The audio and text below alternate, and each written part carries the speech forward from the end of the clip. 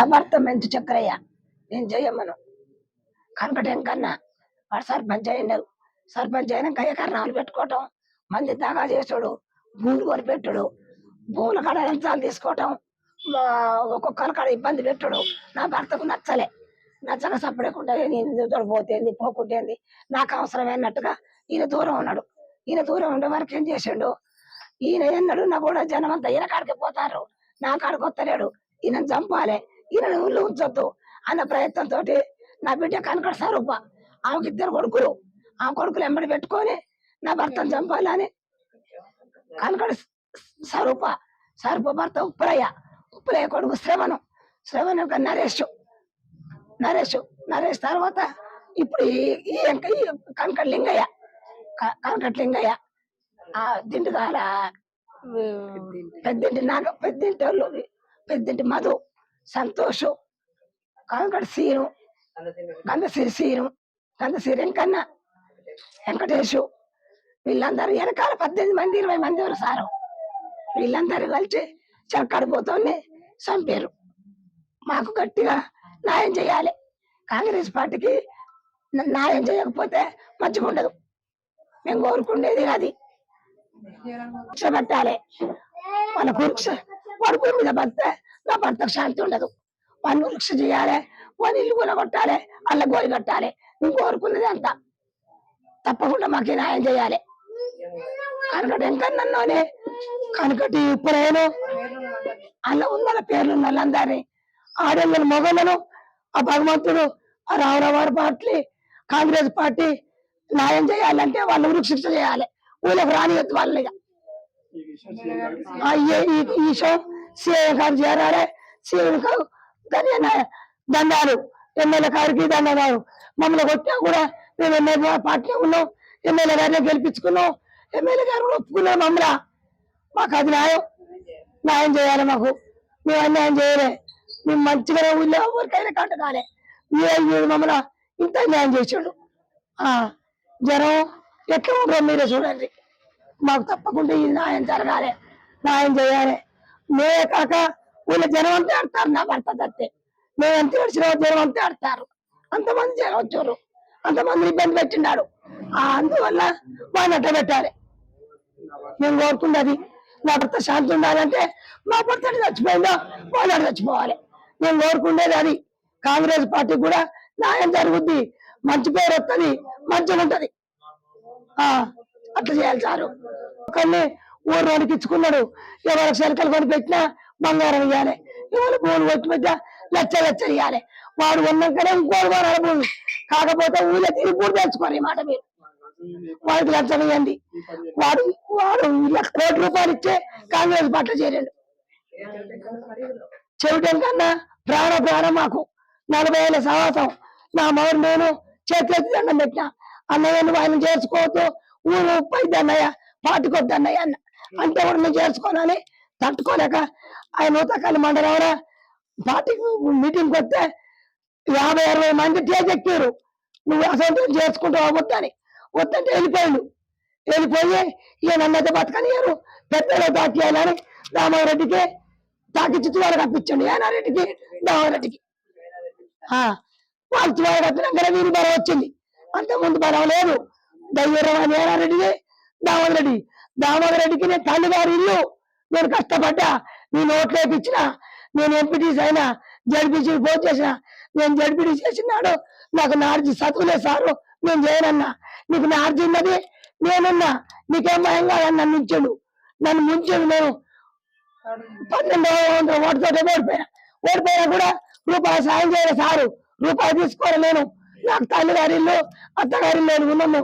మమ్మల్ని అంతా న్యాయం చేయించాడు. ఆ తువాల కప్పిండు. నా పేరు తువాల కప్పే కారణం కూడా టీఆర్ఎస్ నుంచి మేము వద్దని కోరుకున్నాం. చక్రయ్య నువ్వు టీఆర్ఎస్ పార్టీ పోతానే కూడా నీ అన్నతో ఉంటేనే కదా నీ ప్రాణం, నువ్వు నా కాడికి రా, నేను రానని వస్తావా అంటే నువ్వు వద్దు సార్ నేను వస్తాను పోగానే తువాల కప్పిండు. సంతోషంగా ఉన్నాం. వాడు ఓట్లేసినాడు. కాంగ్రెస్ పార్టీ ఎమ్మెల్యే వచ్చినాడు. కాంగ్రెస్ ఓట్లు కట్టాలి, కాంగ్రెస్ జెండాలు కట్టాలి. కాంగ్రెస్ జెండాలు కట్టగా టీఆర్ఎస్ జెండాలు కట్టించిన ఊరు నిండా ఒక్క జెండా అంటే కాంగ్రెస్ జెండా లేదు. అట్లా ఎట్టిండు. తెల్లారితే ఓట్లాడంగా నా మగ నా పెళ్లి మా బావ కొడుకు ఓట్లాడతాను పోతే నంది వరకు ఓట్లున్నారు మన ఇంటి ముందట్టే నా పెళ్లి కొట్టిండు, నన్ను కొట్టిండు, నా బిడ్డను కొట్టిండు. ఆ పని చేటంగల దగ్గరికి కొట్టింది.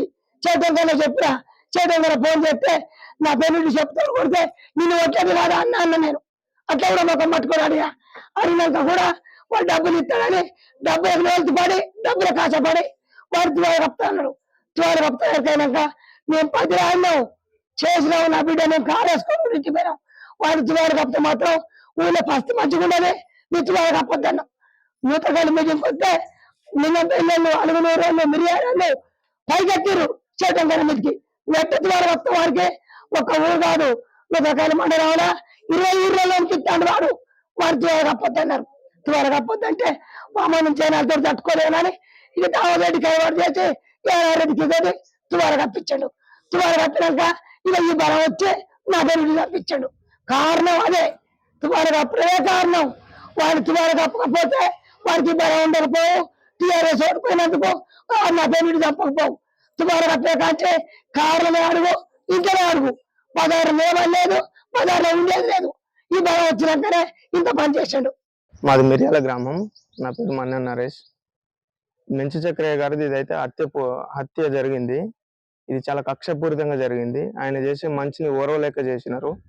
ఆయన చేసే మంచి దగ్గర ఇప్పటికీ మేము మా చిన్నతనం నుంచి చూస్తున్నాం, 30 సంవత్సరాల నుంచి.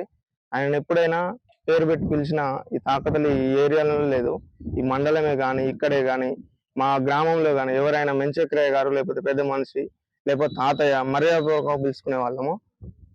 ఇందులో భాగంగా మన కనకటి వెంకన్న గారు ఆయన చేసే అరాచకాలు అంతకంటే ముందు 2-3 సార్లు కూడా ఇదే మెంచు చక్రయ్య గారిని ఎమ్మెల్యే ఎలక్షన్ల టైంలో కూడా ప్రచారం చేయనీయకుండా కొట్టడం జరిగింది.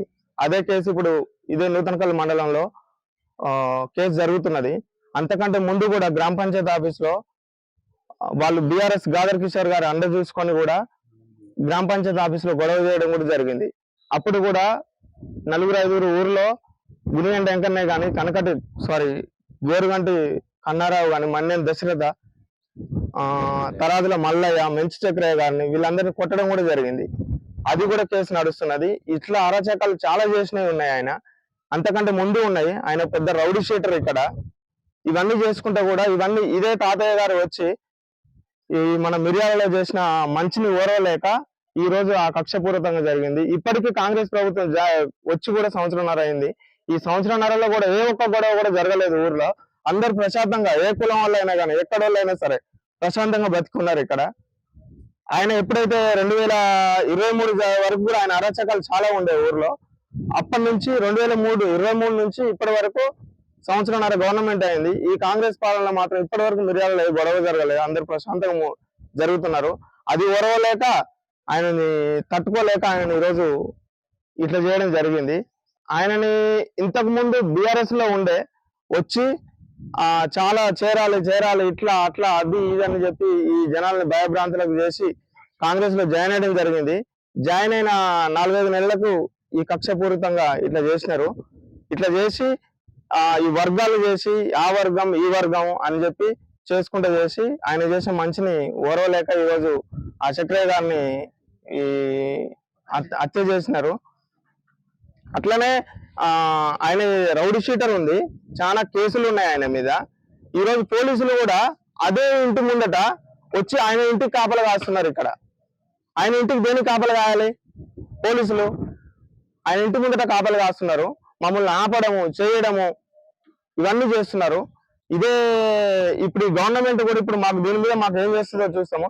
ఇదే మా మందుల సామెలు మా ఎమ్మెల్యే గారు నిన్న అసెంబ్లీలో ప్రస్తావించడం జరిగింది. మా నియోజకవర్గంలో, మా తుంగతుర్తి నియోజకవర్గంలో హత్య జరిగింది. దీన్ని చాలా స్పీకర్ గారు, మీరు రేవంత్ రెడ్డి సీఎం గారు మీరు ఉన్నారు, దీంట్లో మీరు చాలా సీరియస్ తీసుకోవాలని చెప్పి మా రేవంత్ రెడ్డి మా మందుల సామెల్ గారు మాట్లాడినారు. మా ఎమ్మెల్యే గారు ఇప్పుడు సీఎం రేవంత్ రెడ్డి గారు దీని మీద వేచి చూస్తున్నాం. వాళ్ళ కక్షపూరితంగా ఖచ్చితంగా యావగారికి అరెస్ట్ పడాలని మా ఒక మనవి. మాది మిర్యాల గ్రామం. మేమంతా ఇక్కడ యువత. మిర్యాల ఈ రోజైతే ఏదైతే జరిగిందో మెంచు చక్రయ్య గారు మంచు చక్రయ్య గారు అనేది ఈరోజు మేము ఆ పదం ఇంతవరకు కూడా ఎన్నడూ కూడా ఆయన పేరు పెట్టిన దాఖతలు లేవు. అంటే పేరు పెట్టి కూడా మేము పిలవం. ఈ చుట్టుపక్కల ఊళ్ళలో కానీ, మండలంలో కానీ, మండల స్థాయిలో ఉన్న విలేజ్లు కానీ ఎక్కడైనా ఆయన పేరు పెద్ద మనిషే. ఆయన పేరే పెద్ద మనిషి. అట్లాంటి గొప్ప పేరు సంపాదించిన ఒక వ్యక్తి ఈరోజు మన మధ్య లేరు. ఇట్లాంటి అంటే నేను ఒకటే క్వశ్చన్ చేయదలుచుకున్నా. అంటే ఇది మా ఒక్కరి ఆలోచన కాదు. ఈ విలేజ్‌లో ఉన్న ప్రతి ఒక్కరి ఆలోచన. మేమేమనుకుంటున్నాం అంటే ఇది ఇప్పుడు ఏదైతే రాజకీయంగా ఆయన మంచితనాన్ని, ఆయన గొప్పతనాన్ని తట్టుకోలేక ఏదైతే చేసిర్రో, ఇప్పుడు గవర్నమెంట్ దీని మీద ఏ విధంగా స్పందిస్తదనేది మేము ఎదురు చూస్తున్నాం. ఎందుకంటే ఇప్పుడు ఎవడైతే చేస్తున్నారో ఇట్లాంటివి చేసి మేము గొప్పలమైతాం, ఎదుగుతాం అని అంటే ఇవాళ ఊళ్ళో ఉన్న యువత గాని, ఇక్కడున్న ప్రతి ఒక్కరు గాని మేము కూడా అట్లాంటి బాటలో నడవాల్సిన పరిస్థితి ఏర్పడుతది. ఎందుకనంటే ఇప్పుడు ఎవడైతే మేము అడ్డదారులలో ఎదుగుతుంటే మేమెందుకు కష్టపడి చదువుకోవాలి? మేమెందుకు కష్టపడి పనులు చేసుకోవాలి? మేము కూడా గిట్టే చేసుకోవచ్చు కదా! ఇవాళ ఏదైతే పోలీస్ వ్యవస్థ ఉందో, రాజకీయ నాయకులు ఉన్నారు, కోర్టులు ఉన్నాయి. ఇవన్నీ ఖచ్చితంగా దీని మీద సరైన సమాధానం తీసుకొస్తేనే దాని ప్రకారమే ఇవాళ ఊళ్ళే ఒక 7,000 నుంచి 10,000 మంది జనాభా ఉన్నారు. ఇంతమంది జీవితాలు ప్రశ్నార్థకమే. ప్రతి ఒక్కరికి ఒక డౌట్ ఉంది. ఆ డౌట్ ఏందంటే ఏం చేస్తారు? గవర్నమెంట్ ఏం చేస్తది దీని మీద? సరైన నిర్ణయం తీసుకుంటున్నామో అందరి జీవితాలు మంచిగుంటాయి. ఇక ఎవడైతే ఇట్లా చేసి ఎదుగుతాం, మేము ఇది చేస్తాం, అది చేస్తాం అని అంటే మాత్రం అందరి జీవితాలు కూడా ఇట్నే మారుతాయి. ఇంకా ఈ పోలీసులు ఇట్నే ఊళ్ళకి రావాల్సి వస్తది. రాజకీయ నాయకులు ఇట్నే బాట కట్టాల్సి వస్తది. ప్రతి ఒక్కరు కూడా ఇట్నే తిరగాల్సి వస్తది. ఈ విషయం మీద వెంటనే సీఎం రేవంత్ రెడ్డి గారు కానీ, మా ఎమ్మెల్యే గారు కానీ, ఇక్కడున్న వ్యవస్థ ఏదైతే మనకు చట్టాలు ఉన్నాయో ప్రతి ఒక్కరు కూడా, మన ఎమ్మెల్యే మందుల సామ్యాల్ గారు కానీ ప్రతి ఒక్కరు కూడా దీని మీద స్పందించి దీనికి తక్షణమే మా ఊరి ప్రజలందరికీ న్యాయం జరిగేటట్టు, అందరికీ వీళ్ళు ఎవరైతే చేసారో వాళ్ళకి శిక్ష పడితేనే మేము న్యాయం జరిగినట్టు ఫీల్ అవుతాం. యావజ్జీవ పడాల్సిందిగా మేము కోరుకుంటున్నాం.